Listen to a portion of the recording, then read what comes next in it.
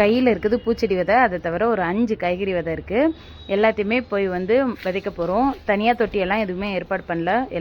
எல்லாம் ஆல்ரெடி பூச்செடி இருக்கிற தொட்டிலேயே விதைச்சிட்டு நாற்று வந்ததுக்கப்புறம் எடுத்து மாற்றி வைக்க போகிறோம்.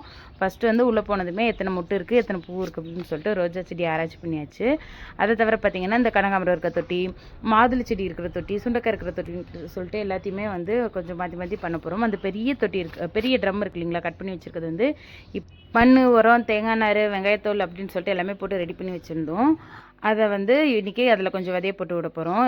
விதையெல்லாம் விதைக்கிறப்ப தான் பார்த்தா குட்டி குட்டி நத்தை எல்லாமே இருந்துச்சு. அது வந்து மாடி தோட்டத்தில் வந்து ரொம்ப ரொம்ப டேஞ்சரான விஷயம். வந்துச்சுன்னா எல்லா செடியுமே கட் பண்ணி போட்டுருவோம். ஸோ தேடி தேடி அதெல்லாமே எடுத்துகிட்டு, அதேமாதிரி சங்குப்பூவும் இந்த முடக்கத்தான் கீரையும் நிறைய வளர்ந்துருந்துச்சு. எல்லாத்தையுமே பிடிங்கி போட்டேன். கண்டிப்பாக அது மருந்து செடி தான், தேவையானது தான், இல்லைன்ட்டு இல்லை.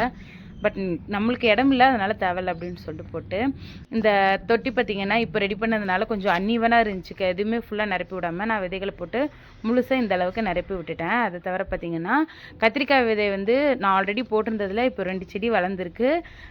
சோளம் 4 விதை தான் ஊனணும். 4மே வந்து வேறு லெவலில் வளர்ந்துருக்கு. நம்ம வீட்டில் பார்த்திங்கன்னா இப்போதைக்கு கத்தாழை வந்து நிறைய இருக்குது. கத்தாழை, முடக்கத்தான், இந்த சங்குப்பூ, அப்புறம் கருப்பு துளசி, இதெல்லாமே வந்து ரொம்ப நிறைய இருக்குது. என்ன பண்ணுறதுன்னு தெரியல. கண்டிப்பாக அதுக்கு ஏதாவது ஒரு மாற்றி ஏற்பாடு பண்ணணும். அதே மாதிரி வளர்ந்துருக்கு இந்த சோளத்தையும் வந்து கண்டிப்பாக தொட்டியை மாற்றி வைக்கணும். ஸோ இவ்வளோ தான் இன்றைக்கான வேலை. போகிறதுக்கு முன்னாடி வந்து இருக்கிற பூ எல்லாத்தையுமே வந்து பறிச்சுட்டு போயிடலாம் அப்படின்னு சொல்லிட்டு பார்த்துட்டு இருந்தேன்.